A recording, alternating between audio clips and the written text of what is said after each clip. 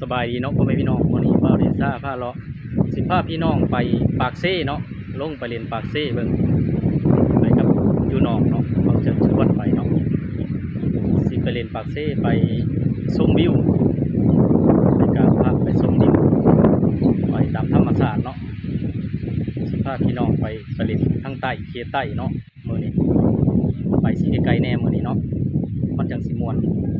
พาพี่น้องไปนำกันเนาะติดตามเด้อพี่น้องเด้อไปนำกันไปเลยเนาะ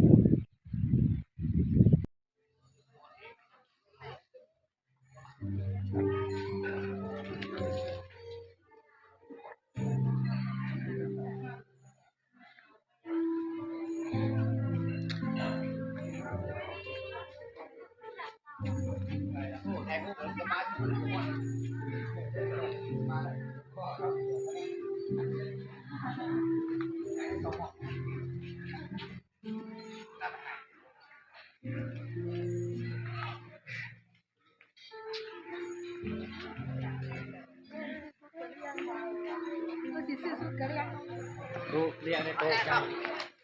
จะมีเป็นของน้ำข้างลงตา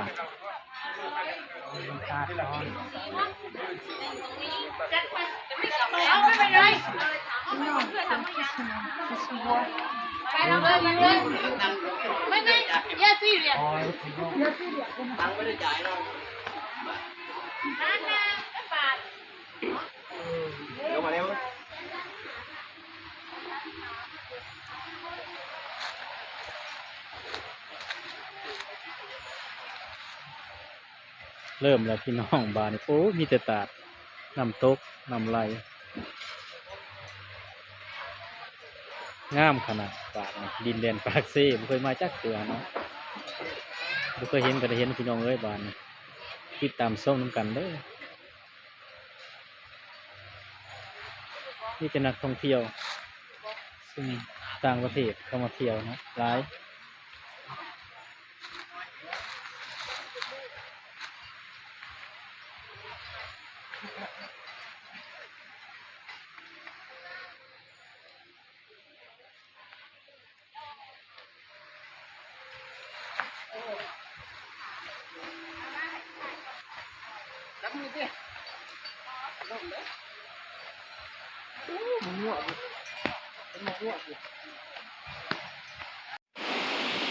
มาหอดตาดเนื่องเนาะบ้านพี่น้องน้ำตกสูงขนาดเนาะสูงขนาดอยู่ตาดเลยพอดีกว่าธรรมชาติขนาดมันงามขนาดน้ำตก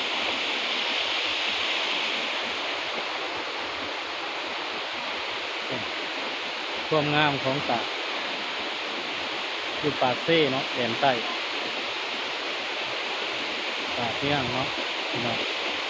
มาหอดมันก็มาเห็นเนาะไม่เคยมาจากเถื่อมีโอกาสได้มาเที่ยวเนาะมันเนาะมาเบิ่งน้ำกันเลย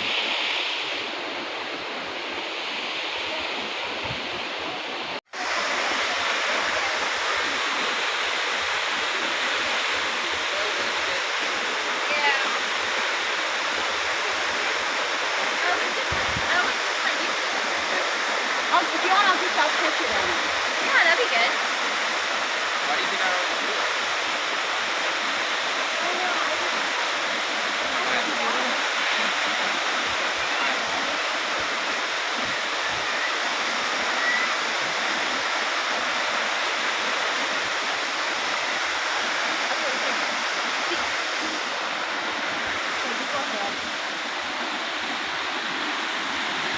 Oh, yan.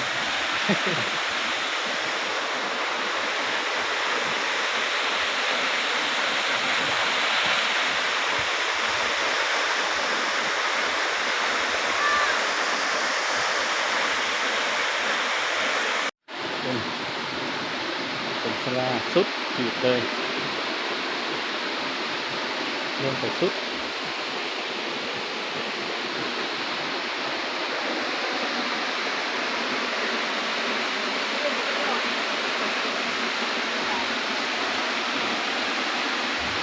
บ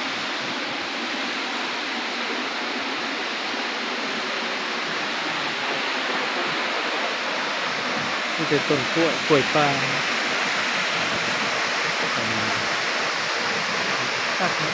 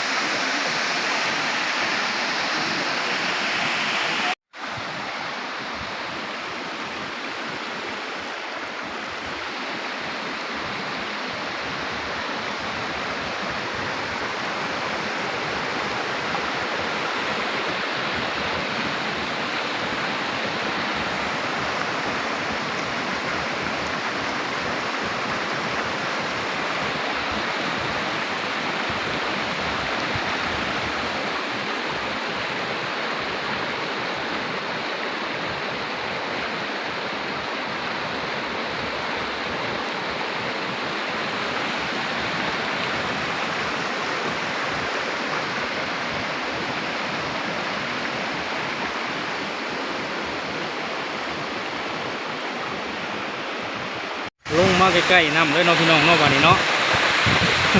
ลงมาใกล้ที่สุดบ้านโอ้เย็นขนาดน้ำมันกระเด็นมาใส่โอ้ยละอองน้ำขนาดที่พี่น้ำเด่นมาใส่นี่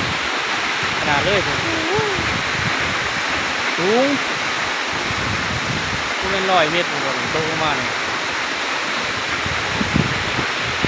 ต้นงามหมวยว่าวพี่น้องเอ้ย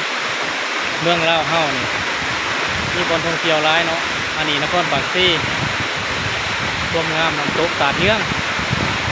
เคยมาจักเที่ยวก็จะเกิดให้มาเห็นมีโอกาสได้มาเนาะโอ้พี่น้องเดินกันเนาะผู้ใดอยากมาเที่ยวก็มาเที่ยวเด้อต้นงามขนาดเลยสุดยอดของประเทศลาวนี่ทางคนงามขนาด